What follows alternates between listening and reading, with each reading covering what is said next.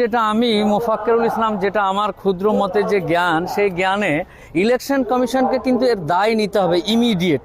কারণ গোটা রাজ্যে এসআইআর এর নাম করে, এসআইআর সিস্টেমেটিক পদ্ধতিতে চলবে, সবই ঠিক আছে, কিন্তু এসআইআর দ্রুত করার ক্ষেত্রে এআই দিয়ে, আধুনিকতার যুগে মানে এআই দিয়ে যদি কেউ এসআইআর করানোর চেষ্টা করে, স্টাফ না নিয়ে বা মানুষ না নিয়ে, আগে মানুষ বাড়ি বাড়ি গিয়ে সমস্ত ডিটেলস দিত, এখন সিরাজুলের নাম সি দিয়ে, এআই করছে সি দিয়ে, বলে সিরাজুলের নাম সবই জায়গায় এস দিয়েই আছে।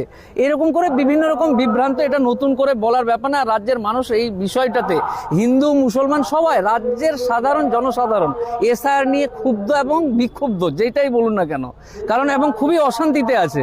কারণ মানুষ আজকের দিনে 200 টাকা ইনকাম করবে কি করে সেটা নিয়ে ব্যস্ত, তার মধ্যে আবার 14 বার, একবার খসড়া লিস্ট, একবার হসড়া লিস্ট, একবার ভসড়া লিস্ট, এই যে বিভিন্ন রকম লিস্ট বের করছে। এই লিস্টগুলোতে কোনো সময় নাম থাকছে, কোনো সময় নাই, তারপর নোটিশ করো, এই করো, এই করো, বিভিন্ন রকম ক্যারিকেচারগুলো করছে।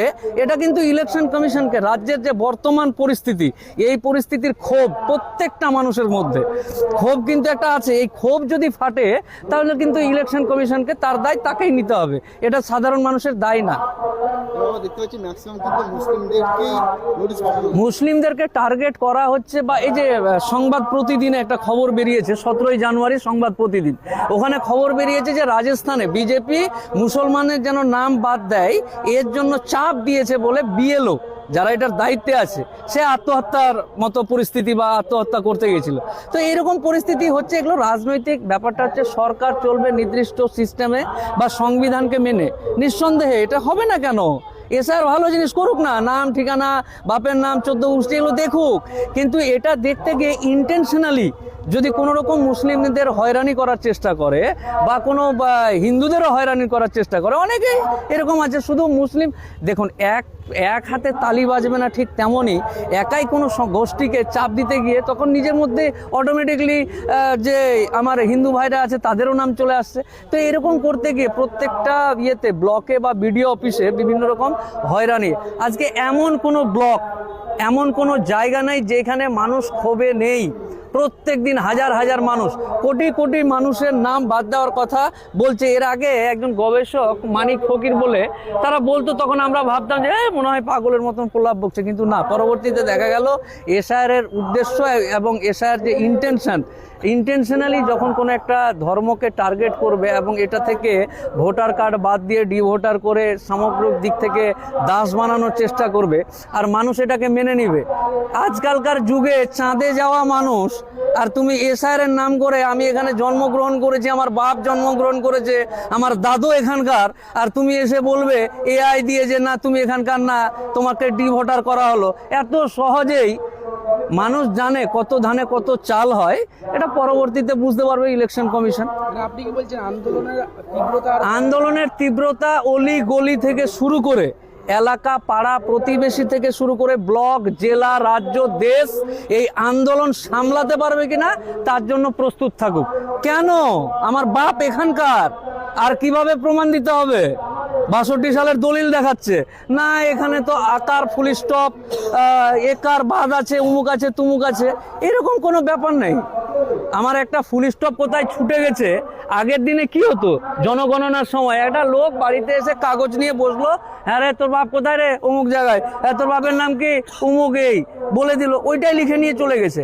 এখন কাগজপত্র এবং এর যুগে তুমি যদি ফুল স্টপ আর আকার একারের জন্য নাম বাদ দাও, তো বাবা তুমি তৈরি থাকো ইলেকশন কমিশন। হুমকি দিচ্ছি না, বাস্তবতাটা।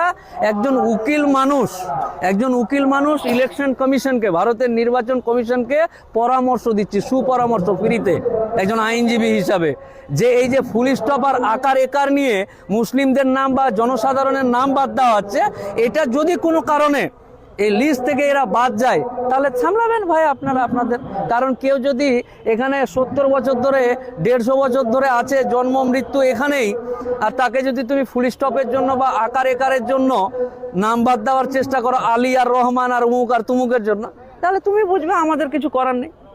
2014 সালের পর থেকে আমরা দেখছি মানুষকে কিন্তু একভাবে পরিচালনা করছে, কখনো নোটবন্দি না, এটা নতুন কিছু নয় ভাই। এই এগুলো রাজনৈতিক নেতাদের মতো বক্তব্য যে 2014 পর নোটবন্দি, এবং মানুষ ভোট দিয়েছে, যা ইচ্ছা তাই করছে, তো মানুষই তো অপরাধী। যে এরকম একটা সরকারকে ভোট দিচ্ছে যে সরকার সবসময় লাইনেই দাঁড় করিয়ে রাখছে। তো এতে কোনো রাজনৈতিক দলের না, রাজনৈতিক দল তার মুনাফা নেওয়ার জন্য মানুষকে বিভিন্ন রকম করবেই। এতে তুমি এই ফাঁদে তুমি যদি মানে কি বলে বাঘে কি অনেক রকম উদাহরণ দেয় না, ফান্দে পড়িয়া বগা কান্দে, তো বগা তুই যদি কাঁদতেই চাস ভোট দিয়ে তো কাঁদ। এতে নতুন করে ব্যাপার বলার নেই যে নোটবন্দি হোমকবন্দি, তো এগুলো জানা হয়ে গেছে, মানুষ ভুলে যায়, এরকম একটা ব্যাপার আছে। তো এটাই কিন্তু শেষ। এসআইআর এই যে মানুষের হয়রানি করা, বাপের নাম নিয়ে দাদুর নাম নিয়ে এনআরসি এই হেনা তেনা বেনা বিভিন্ন রকম, এটাই শেষ। এবং সরকার বা নির্বাচন কমিশন বা যে রাজনৈতিক দলগুলো দেশ বা রাজ্য চালাচ্ছে তারা বুঝতে পারেনি এখনো যে লাস্ট পেরেক এটাই। এসআইআর এর নাম করে যে টানাটানি করা হচ্ছে এটা কিন্তু লাস্ট পেরেক। আর এইতে মানুষ এর আগে হিটলার বা বিভিন্ন রকম ব্যাপার স্যাপারগুলো আছে, আন্দোলন গণ আন্দোলন বিভিন্ন রকম ব্যাপার স্যাপারগুলো আগামী দিন অপেক্ষা করছে। আমি ফ্রিতে পরামর্শ দিলাম নির্বাচন কমিশনকে যেন অতি দ্রুত বিষয়গুলো আন্তরিকতার সাথে এবং সিস্টেমেটিক্যাল অনুযায়ী করে, কোনো রকম ইন্ধন ছাড়া। আপনার কি মনে হচ্ছে না মুসলমানদেরকে কোনোভাবে কি ভোটার করতে চাইছে, মুসলমানদের ভোটাধিকার কেড়ে নিতে চাইছে? মুসলমানদেরকে ডি ভোটার করবে কার বাপের ক্ষমতা? আমার বাপ দাদু 14 গোষ্ঠী এখানে জন্ম হয়েছে, তুমি 3 দিনের বৈরাগী এসে বলবে তুমি ডি ভোটার, আর ওটা আমি মেনেও নিব? মানে মুসলমানদের রক্ত নাই, পুজ হয়ে গেছে নাকি? বললেই হয়ে গেল, পুজ হয়ে গেছে রক্তটা।